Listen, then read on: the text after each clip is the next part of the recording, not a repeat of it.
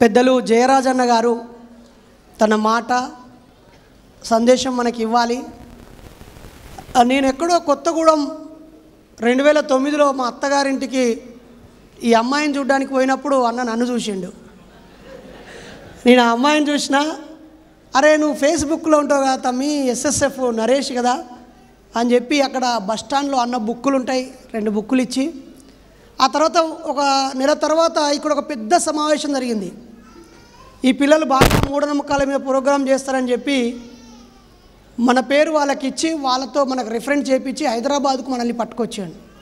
అలా హైటెక్ సిటీలో ఒక 5,000 మంది ముందు నాస్తికత్వాన్ని ప్రసంగించే అవకాశం ఇచ్చారు.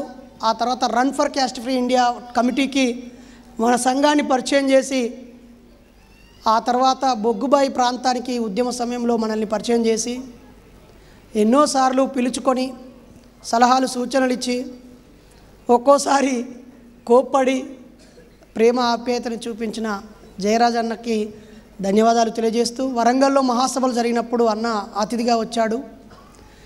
అంతకుముందు బాల్నగర్లో చిన్న గురుకుల పాఠశాలకి పిలిస్తే వచ్చాడు. అనేక చోట్ల చాలా కార్యక్రమాలు జరిగినప్పుడు మనం పిలుచుకున్నాము. ఈ మధ్య కాలంలో ఎక్కువ రోజులుగా అన్నని పిలవలేకపోయాము. మరి ఇప్పుడు అన్న తన అనుభూతుల్ని, ఆలోచనల్ని, అనుబంధాలని నెమరవేసుకుంటూ ఈ నూతన తరం చార్వాక లోకాయుతుల ఉద్యమ వారసులకి స్ఫూర్తిని నింపాలని, మనవాదులపై మా వ్యక్తులు క్రమశిక్షణతో రాజ్యాంగబద్ధంగా ఎలా విజయం సాధించాలో మెలకువలు సూచించాలని కోరుతూ అన్నకి మైక్ అప్పగిస్తున్నాను. బైరి నరేష్, ఒకరి మాటలో చెప్పాలంటే నేను చాలా ప్రేమతోటి పెంచుకున్న తమ్ముడు. 20 సంవత్సరాలుగా నేను ప్రతి అడుగులో నేను ఆనందపడుతూ ఉంటాను ఆ తమ్ముడిని చూసి. ఇంత పెద్ద సైన్యాన్ని తయారు చేసి ఇక్కడికి తీసుకొచ్చినందుకు, ఈ మీటింగ్లో మాట్లాడే అవకాశం నాకు ఇచ్చినందుకు నరేష్కు నేను కృతజ్ఞతలు తెలియజేస్తున్నాను. మనందరి గురువు, మనమందరం ఎదిగితే సంతోషపడే ఆత్మీయమైన ఉపాధ్యాయులు లింబాద్రి సార్. చిన్ననాటి నుండి కూడా అద్భుతమైన ప్రపంచానికి ఒక అద్భుతమైన సినిమాలు అందించిన సార్ మన తమ్మారెడ్డి భరద్వాజ గారు.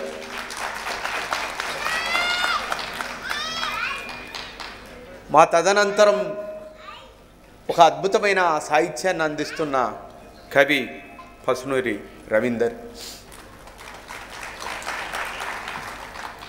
మైకేల్కు ప్రతిరూపకంగా ఓ బ్లాక్స్ నుంచి వచ్చిన మరో కవి శరత్. తదితర మిత్రులందరూ ఈ వేదిక మీద ఉన్నారు. ఈరోజు మనం చాలా క్లిష్ట పరిస్థితుల్లో ఉన్నాం. ఈ మొక్క నాటేటప్పుడు బైరి నరేష్కు తెలుసో తెలియదో కానీ ఈ మొక్క ఇంతగా ఎదగటానికి చాలా తప్పించాడు, చాలా కష్టపడ్డాడు. ఈ మొక్క పువ్వులు పూసే దశకు వచ్చింది.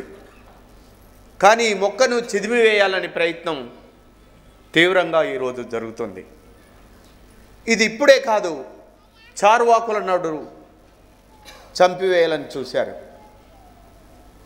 అయినా ఆగలేదు. ప్రశ్న ఉదయించింది. గౌతమ బుద్ధుడి మీద అనేక దాడులు జరిగాయి, చంపాలని ప్రయత్నం చేశారు, ఆయన చంపలేకపోయారు. ఆయన చేసిన ప్రధానమైన పని ఏంటంటే జ్ఞానాన్నే నమ్ముకున్నాడు. ప్రపంచ దేశాల్లోని విద్యార్థులకు మొత్తం కూడా ఆయన పాఠాలు చెప్పాడు. తద్వారా విజ్ఞానానికి ఒక అపురూపమైన ప్రపంచ సింబాలిక్గా గౌతమ బుద్ధుడు గుర్తుండిపోయాడు.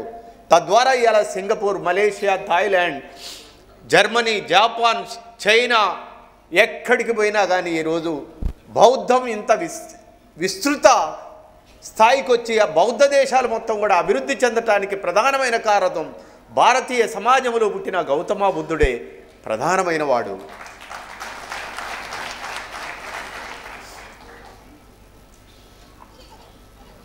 మొదటి నుండి మనువాదానికి వ్యతిరేకంగా ఇక్కడ యుద్ధం జరుగుతున్నది. బౌద్ధానికి బౌద్ధ వ్యతిరేకులకు జరిగిన యుద్ధమే భారతదేశ చరిత్ర, ఇంకో చరిత్ర లేదు. బౌద్ధాన్ని నాశనం చేయటానికి వచ్చిందే మనువాదం, విజ్ఞానాన్ని నాశనం చేయటానికి వచ్చిందే మనువాదం, విజ్ఞానాన్ని లేకుండా చేసి ఈ దేశాన్ని దేశంగా చూడకుండా చేసేదే మనువాదం. ఈ మనువాదానికి వ్యతిరేకంగా ఎవరు మాట్లాడినా కానీ వాళ్ళని నాశనం చేయటానికి ప్రయత్నం చేస్తున్నారు. బాబాసాహెబ్ అంబేద్కర్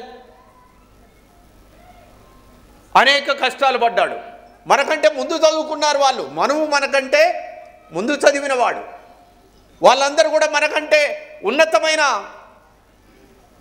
అక్షరాలు ముందు నేర్చుకున్నవాడు అక్షరాలకు రిప్రజెంటేటివ్గా ఉండవలసిన వాడు ఎలా ఉండాలి? అందరి క్షేమాన్ని కోరుకునేవాడు ఉండాలి. కానీ వాడేం చేశాడు? కులాన్ని తీసుకొచ్చి చెల్లా చెదురు చేసి పారేశాడు. మనకంటే ముందు చదివిన వాడు ఎలా ఉండాలి? విజ్ఞానాన్ని వెదజల్లేవాడుగా ఉండాలి, మతాన్ని ఆచరించేవాడుగా ఉండకూడదు. కానీ ఈ దేశంలో ఏమైంది? మతాన్ని తీసుకొచ్చి ప్రవేశపెట్టాడు. ఈ దేశాన్ని 100 పువ్వులతోటి వికసించాల్సిన దేశాన్ని మొత్తం కూడా చెల్లా చెదురు ఈరోజు చేస్తున్నాడు. బాబాసాహెబ్ అంబేద్కర్ ఎన్నో కష్టాలు పడి, ఎన్నో బాధలు పడి, ఎంతో అంటరానితనాన్ని ఎదుర్కొని బయటకు వచ్చి విశ్వమానవుడుగా అవతరించి ఈ దేశానికి అద్భుతమైన రాజ్యాంగాన్ని రాసే అవకాశం రాకముందు ఈ దేశంలో మనువాదం కొనసాగుతూ వచ్చింది. ఎంత దుర్మార్గం! కొన్ని వేల సంవత్సరాలు మన గుడిసెలు మొత్తం కూడా అంటరాని గుడిసెలుగానే ఈరోజు వరకు కూడా ఉన్నాయి. నాకు చాలా విచిత్రం అనిపిస్తూ ఉంటుంది. ఈ మనువాదాన్ని ఎదుర్కోవటంలో మనం చాలా వైఫల్యం చెందుతున్నాం. 2 దొంగలను జైల్లో వేస్తే ఆ 2 దొంగలు కలిసి, అరే దొంగతనం చేయటం పొరపాటైందిరా, మనం సమాజంలోకి వెళ్ళాలి, బతకాలంటే ఈ జైలు గోడల్లో ఎక్కడో ఒక్కడ వీకున్న కాడ దీన్ని బద్దలు కొట్టాలి, మనం బయటికి రావాలి అని 2 దొంగలు కూడా వాడు మనసు మార్చుకొని జైలు గోడలు బద్దలు కొట్టుకొని పనికి బయటకు వస్తాడు. కానీ ఈ దేశంలో మనువాదం దరిద్రం ఏంటంటే వాడు సృష్టించిన కులం వేల సంవత్సరాలైనా కానీ భారతదేశ ఊరవుతలే ఉంటున్నారు. కానీ వాళ్ళిద్దరూ కలిసి ఈ ఊళ్ళోకి వద్దాం, ఈ ఊరు వాడి అంతు చూద్దాం, ఈ కులాన్ని మతాన్ని పక్కన పెడదామనే ఆలోచనతోటి ఈ రోజు వరకు కూడా రాలేకపోతున్నారు. ఐక్యత లేకుండా ఉంటున్నారు. బాబాసాహెబ్ అంబేద్కర్ అందరిలాగానే చదువుకున్నాడు, అంటరాని కులంలో పుట్టాడు. కానీ ఏ రోజు కూడా కులాన్ని పాటించలేదు. పార్లమెంటులో అడిగారు, నువ్వు ఏ కులం అని అడిగితే చెప్పలేదు ఆయన. పోనీ నీ మతం ఏంది అని అంటే చెప్పలేదు. నువ్వు క్రిస్టియన్వా, ముస్లింవా, హిందువు అని అంటే I'm firstly and lastly I'm Indian అని చెప్పాడు. కులం గోడలు బద్దలు కొట్టాలని చెప్పాడు, కుల నిర్మూలన వైపు నడవాలని చెప్పాడు. ఆయన తన జీవితం మొత్తం కూడా కుల నిర్మూలన కోసం పనిచేశాడు. అలాంటి ఈరోజు సావిత్రిబా జన్మదిన వేడుకలు ఘనంగా జరుగుతున్నాయి. ఈ సందర్భంగా నేను కొన్ని వందల సంవత్సరాలైన భారతదేశ చరిత్రలో ఈ మనువాదులు 10 సంవత్సరాలుగా ఈ దేశంలో పరిపాలిస్తున్నారు. ఓ బీజేపీ ఈ దేశంలో పరిపాలిస్తుంది. పూలేను ఏ రోజు కూడా టీచర్గా ప్రకటించలేదు. సావిత్రిబాను ఏ రోజు కూడా ఓ మహిళా టీచర్గా ప్రకటించలేదు. కానీ నిన్నగాక మొన్న సంవత్సరం క్రితం వచ్చిన ఓ కుర్రవాడు, ఓ పాలమూరు బిడ్డ సావిత్రిబా చరిత్రను తెలంగాణ ప్రజలు తెలుసుకోవాలని టీచర్స్ డే, మహిళా ఉమెన్స్ టీచర్స్ డేగా ఇవాళ సావిత్రిబా గురించి ప్రకటించాడు. మామూలు విషయం కాదు ఇది. ఇవాళ ప్రతి టీచర్ అమ్మ కూడా సావిత్రిబా గురించి నిన్న మాట్లాడుతుంటే నాకు చాలా ఆనందం వేసింది. గవర్నమెంటే అధికారికంగా తన జన్మదిన వేడుకల్ని ఉమెన్స్ టీచర్స్ డేగా ప్రకటించడం అనేది చరిత్రలో లిఖించబడ్డ రోజు అనే విషయాన్ని సందర్భంగా గుర్తు చేస్తున్నాను. మీకు దమ్ముంటే మనవాదులారా, ఈ ప్రపంచం మీ చేతిలోనే ఉంది, పరిపాలిస్తున్నారు కదా. ఎక్కడైతే సావిత్రిబాయి పుట్టిన మహారాష్ట్రలో టీచర్స్ ఉమెన్స్ డేగా మీరు ఎందుకు ప్రకటించట్లేదు అని నేను అడుగుతున్నాను. పెద్ద పెద్ద రాష్ట్రాలలో పూలే పుట్టాడు, సావిత్రిబాయి పుట్టింది. ఈ దేశంలో చదువుకు మూలకారకులు అట్టడుగు వర్గాలకు అక్షరాలు అందించిన పూలే జన్మదిన వేడుకల్ని టీచర్స్ డేగా ఎందుకు జరపట్లేదు మీరు? మహిళలకు అధిక ప్రాధాన్యత ఇస్తామని చెప్పబడుతున్న మీరు మరి సావిత్రిబాయి పూలే జయంతిని మీరు ఏలుతున్న రాష్ట్రాలలో ఎందుకు ప్రవేశపెట్టట్లేదు? అంటే కాదు ఇది. వాడు అంటాడు అంబేద్కర్ అంటే వాడికి పూనకం వస్తుంది, వాడు కులాన్ని కోరుకుంటున్నాడు, మనం కులరహిత సమాజం కోరుకుంటున్నాం. వాడు మతాన్ని కోరుకుంటున్నాడు, మనం మతరహిత సమాజాన్ని కోరుకుంటున్నాం. భారతదేశం నా మాతృభూమి, భారతీయులందరూ నా సహోదరులు అని ప్రతిజ్ఞ చేసి వచ్చిన వాళ్ళం మనం అందరం కూడా. అది వాడికి సహించట్లేదు. మీ సైన్యాన్ని చూస్తే, మీ బ్లాక్ డైమండ్స్ను చూస్తే ఈరోజు మనువాదులు కూర్చోబడుతుంది. తెల్ల ప్యాంటు నల్ల కోటు వేసుకొని ప్రపంచంలో ఎవడు చదవనంత చదువు చదివి మహానుభావుడు, ఆయన నిలబటానికి ఆకాశం సరిపోదు, ఆయన నిలవటానికి భూమి సరిపోదు. విశ్వమానవుడుగా అవతరించిన బాబాసాహెబ్ అంబేద్కర్ పేరు చెప్తే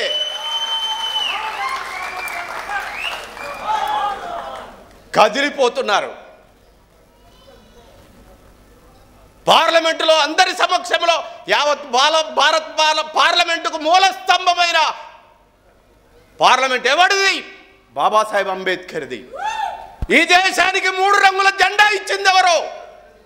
దానికి ధర్మచక్రాన్ని అద్దింది ఎవరు? బాబాసాహెబ్ అంబేద్కర్. ఈ దేశానికి రాజ్యాంగం రాసింది ఎవరు? బాబాసాహెబ్ అంబేద్కర్. అసలు బాబాసాహెబ్ అంబేద్కర్ని పక్కన పెడితే ఈ దేశమే ఒక మనువాద దేశం, ఇక పనికి మాలిన దేశం ఇది. అలాంటి బాబాసాహెబ్ అంబేద్కర్ పేరుని ఒక మనువాది అంబేద్కర్ అంబేద్కర్ అంబేద్కర్ అని అంటున్నారు. దానికంటే దేవుణ్ణి తలిస్తే స్వర్గానికి పోతున్నాం అంటున్నాడు. ఎక్కడుందిరా స్వర్గం? అమిత్ షా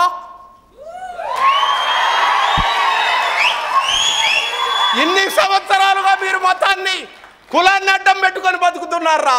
ఏ రోజైనా నీ అయ్య గాని, నీ తాత గాని, నీ ముత్తాత గాని ఎవడైనా స్వర్గం నుంచి వచ్చి చెప్పాడా స్వర్గంలో ఇలా ఉంటుంది అని? పార్లమెంటులో నువ్వు రుజువు చెప్పగలవా స్వర్గం ఎక్కడ ఉంటుందో అని? పనికి మాలిన చదువురాని శాస్త్రం తెలియని వాళ్లకు రంభ ఉంటుందని, మేనక ఉంటుందని ఎన్ని ఆశలు చూపెట్టారా మీరు మాకు? మీ ఆశలు అన్ని చల్లా చెదరైపోయినాయి.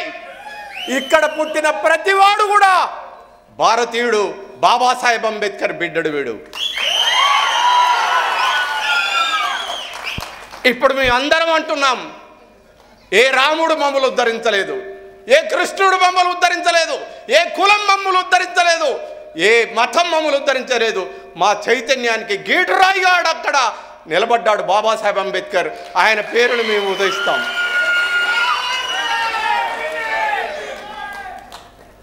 అందుకనే నేను చాలాసార్లు చెప్తా ఉంటాను, నువ్వెవరు అనంటే నా సిరలు మార్క్సిజం, హేతువాది మార్క్స్. ఆయన కులం లేదు, మతం లేదు. నా దమనులు అంబేద్కరిజం, ఆయనకు కులం లేదు, మతం లేదు, భౌతికవాది. నా హృదయం బౌద్ధారామం. బుద్ధుడు ప్రపంచానికి ఒక తాత్వికుడుగా, ఒక సామాజిక శాస్త్రవేత్తగా అవతరించారు. ఆయన కులం లేదు, ఆయనకు మతం లేదు. ప్రకృతి నా పవిత్రాశ్రమం. ఈ ప్రకృతిని నమ్మి జీవిస్తున్నాం. ఇప్పుడు మీ అందరం పార్లమెంట్ సాక్షిగా అమిత్ షాను ప్రశ్నించడానికి మీరందరూ, వాడు రాముడు అని అంటున్నాడు, నువ్వేమంటావు? ఏమంటావు? 3 సార్లు అనండి. వాడు 3 సార్లు అన్నాడు కాబట్టి మనం 3 సార్లు అన్నాం. అంబేద్కర్ అంబేద్కర్ అంబేద్కర్. నేను అంటాను అంబేద్కర్ అంబేద్కర్ అంబేద్కర్ అంబేద్కర్ అంబేద్కర్ అంబేద్కర్. ఇప్పుడు మాకే శిక్ష వేస్తపోయి మేమందరం ఉరికంబం మీద నిలిచి అంబేద్కర్ పాట పాడటానికి మేము సిద్ధం. చివరిగా జగో రే జాగో అంబేద్కర్, జగత జననేత అంబేద్కర్, భవితకు మార్గం అంబేద్కర్, బడుగులకు ప్రాణం అంబేద్కర్, మా బల్లో టీచర్ అంబేద్కర్, మా బతుకు ఫ్యూచర్ అంబేద్కర్, మా దారికి టార్చ్ అంబేద్కర్, భారత్కు మార్క్స్ అంబేద్కర్. జగో రే జాగో అంబేద్కర్, జగత జననేత అంబేద్కర్, భవితకు మార్గం అంబేద్కర్, బడుగులకు ప్రాణం అంబేద్కర్. Thank you.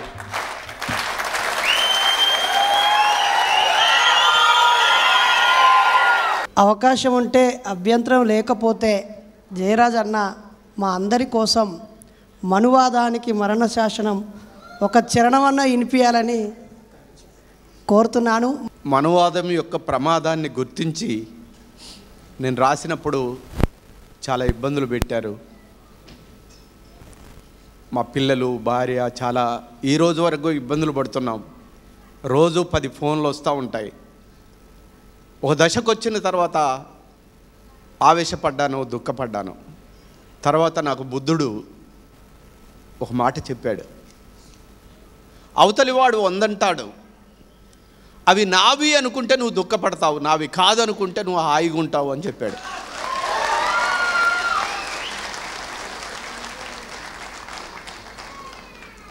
రోజు రాత్రిపూట వచ్చే ఫోన్లను నావి కాదనుకుంటాను, హాయిగా నిద్రపోతాను. ఇప్పుడు నాకు మనువాదానికి మరణ శాసనం రాస్తున్నానిదిగో, కౌటిల్యానికి పాడే కట్టెలు మోస్తున్నామిదిగో, కులాలు మతాలు కట్టిన గోడలు కూల్చేస్తామిదిగో, సామ్యవాదపు అంబేద్కరులై వస్తున్నామిదిగో, తలలో పుట్టిన బ్రాహ్మణులంతా చదవాలంటిరిరో, భుజముల పుట్టిన క్షత్రియులంతా ఏలాలంటిరిరో, తొడలో పుట్టిన వైశ్యులు దోపిడి చెయ్యాలంటిరిరో, పాదాలల్లో పుట్టిన వాళ్ళని పాతరేస్తిరదిగో, ఓ తల్లి కడుపున పుట్టిన బిడ్డలం ఒకటై వస్తున్నాం, ఓ తల్లి కడుపులో పుట్టిన బిడ్డలు ఒకటై వస్తున్నాం, మీ బ్రహ్మకే దిమ్మా తిరిగేటట్లు రాతను మార్చేస్తాం. మనువాదానికి మరణ శాసనం రాస్తున్నానిదిగో, కౌటిల్యానికి పాడే కట్టెలు మోస్తున్నానిదిగో. Thank you.